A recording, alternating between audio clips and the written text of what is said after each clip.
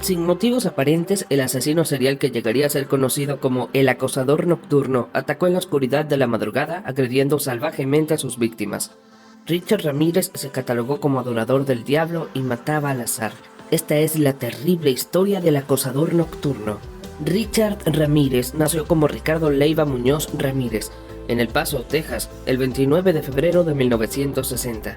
Su padre, Julián Ramírez, un ex policía, era un hombre severo que había sido abusado físicamente por su padre y su abuelo y repitió el mismo trato con sus hijos.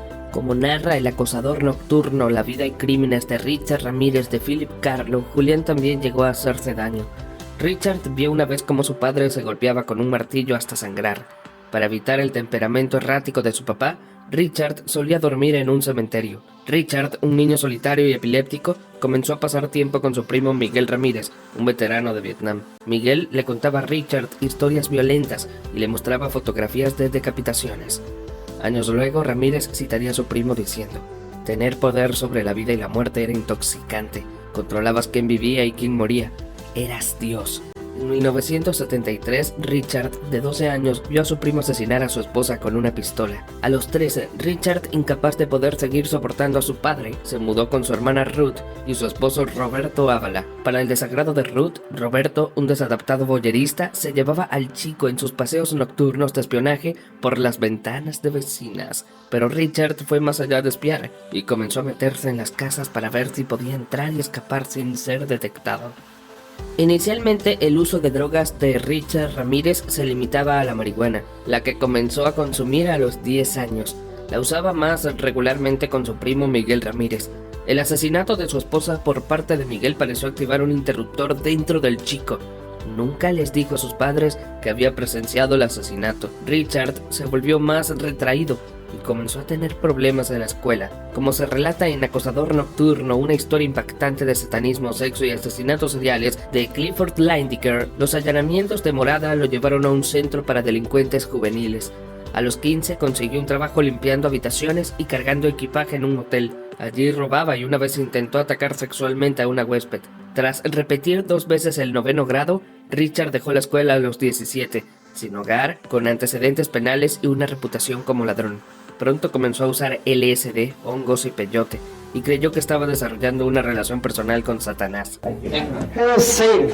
El 10 de abril de 1984, May Leung, de 9 años, y su hermanito jugaban en el edificio donde vivían, en el distrito Tenderloin de San Francisco. La niña entró en el sótano del edificio buscando $1 perdido. Su cuerpo sin vida fue encontrado colgando de una tubería por su hermano. Lo apuñalaron y estrangularon. La policía, desconcertada por la falta de pruebas, no identificó a un sospechoso, y el caso se enfrió hasta 2009, cuando evidencias de ADN encontradas en la escena se identificaron como pertenecientes a Richard Ramírez.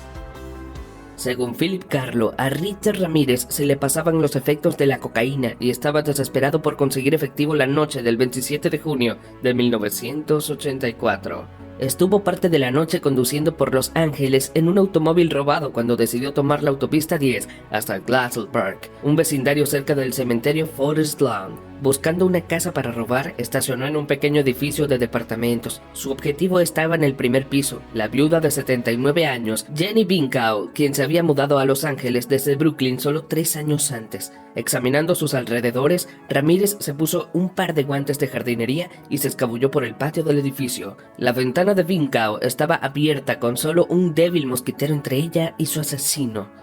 Incapaz de quitarlo, Ramírez se sacó los guantes para facilitar el trabajo. Deslizándose por la ventana, registró cuidadosamente el departamento. Enfurecido cuando no encontró nada de valor, Ramírez se volvió contra Binkow mientras ella dormía. Él apuñaló brutalmente a la anciana, casi decapitándola. La sangrienta era del acosador nocturno había comenzado. Según Carlo, Richard Ramírez compró una pistola calibre 22 en marzo de 1985. El arma era fácil de ocultar, relativamente silenciosa y sería mortal a quemarropa. Vestido de negro, se puso una gorra azul oscuro de AC/DC. Con el álbum Highway to Hell de su banda favorita a todo volumen en sus auriculares, robó un automóvil y siguió a María Hernández, de 22 años, a su casa en Rosemead, California.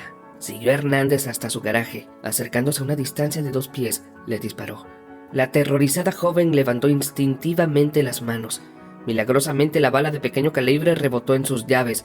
Con suerte de estar viva, Hernández se desplomó y se hizo la muerta. Su compañera de habitación, Dale Okazaki, de 34 años, no tuvo tanta suerte. Después de que ella se escondió en la cocina, Ramírez la mató de un tiro en la cabeza. Huyendo de la escena en su auto robado, un envalentonado Ramírez siguió a Verónica Yu hacia North Alhambra Avenue. Mientras estaba detenida en el semáforo, Ramírez entró al vehículo de Yu por el lado del pasajero. El asesino le disparó en el costado y la espalda. Yu fue declarada muerta al llegar a un hospital cercano. Creyendo que trabajaba bajo la protección de Satanás, Richard Ramírez comenzó una sangrienta oleada de asaltos, robos y asesinatos por todo el sur de California y San Francisco. Atacando a la oscuridad de la noche, Ramírez mató indiscriminadamente. El asesino no tenía un patrón o método discernible y dejó pocas pistas, salvo la marca de pentagrama invertido que dejó en algunas de las escenas de sus crímenes. Contando a May Leung, un total de 14 vidas terminarían a manos del acosador nocturno. Entre los muertos se encontraba el contador retirado Vincent Zazzara, de 64 años, asesinado a tiros mientras dormía. Ramírez ató y golpeó a la esposa de Zazzara, Maxine, antes de dispararle y mutilar su cuerpo con un cuchillo. Muchas de las víctimas de Ramírez eran mayores. Las hermanas Mabel Bell, de 83 años, y Florence Lang, de 81, fueron asesinadas el 29 de mayo de 1985, dejando su huella por primera vez. El asesino garabateó un pentagrama en el cuerpo de su Bell y en las paredes del dormitorio con lápiz labial. En estado de coma durante 2 días antes de ser encontrada, Lang sobrevivió en un estado vegetativo, pero Bell sucumbió ante sus heridas. Como se relata en El acosador nocturno, la vida y crímenes de Richard Ramírez, la obsesión de Ramírez con Satanás comenzó de pequeño. Al crecer en una casa católica, Ramírez entendió a Dios, Satanás, el cielo, el infierno y el pecado como conceptos concretos. De adolescente, sus fantasías sexuales comenzaron a centrarse en la violencia, la esclavitud y la muerte. Sin embargo, el tipo de satanismo de Ramírez estaba lejos del ateísmo teatral de Lavie. Al momento de sus asesinatos, consideraba a Satanás como una fuerza malévola de la que era un sirviente dispuesto. Cuanto más depravado fueran sus actos, más su maestro le sonreiría y lo protegería. This is a wicked world, and in a wicked world, wicked people are born. Aunque furtivo, Richard Ramírez dejó pistas.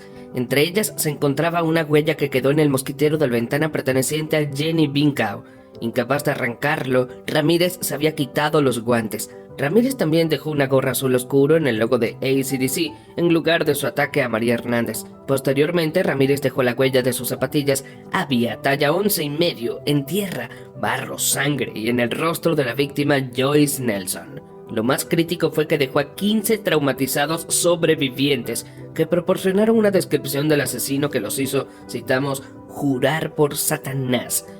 Inicialmente, las autoridades creían que los crímenes no estaban relacionados debido a los métodos erráticos y sin motivos de Ramírez, pero el detective Gil Carrillo estaba seguro de que andaban tras un asesino serial. Ramírez estuvo atento a la prensa local.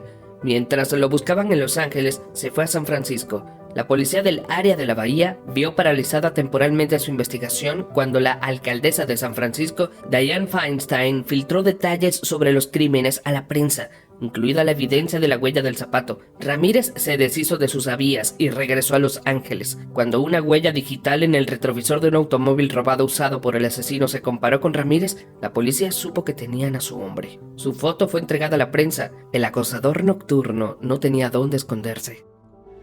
De regreso en Los Ángeles, luego de un viaje fallido para visitar a su hermano en Tucson, Arizona, Richard Ramírez no sabía que se había convertido en la historia principal de todos los noticieros y periódicos de la ciudad. Mientras compraba una taza de café y pasteles en una licorería cercana, notó que algunas señoras mayores lo miraban fijamente. Escuchó claramente a una de ellas decir, «¡El asesino!». Bajando los ojos hacia un periódico, vio su propia cara mirándolo. Mientras corría hacia la salida, Ramírez formuló un plan. Robaría un auto, se iría a México y desaparecería.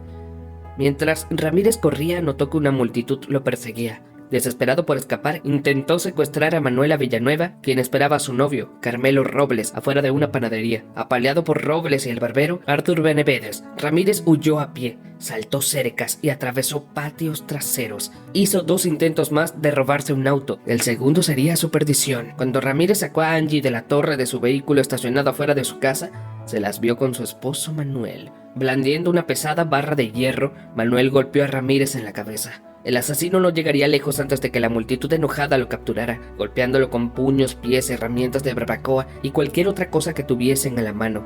Afortunadamente para Ramírez, llegó la policía y lo arrestó. Debido al volumen de crímenes en su caso, pasaron 2 años antes de que Richard Ramírez fuese llevado ante el tribunal para una audiencia preliminar el 6 de marzo de 1988.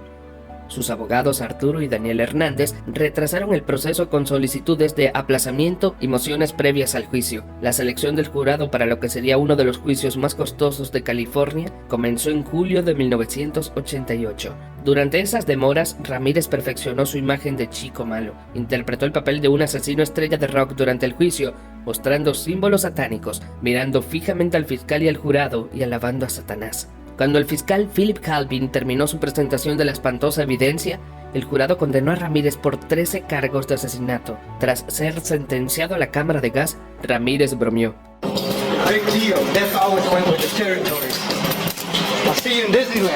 Durante y después del juicio, el asesino experimentó una especie de adulación reservada para las celebridades. El acosador nocturno recibió miles de enamoradas.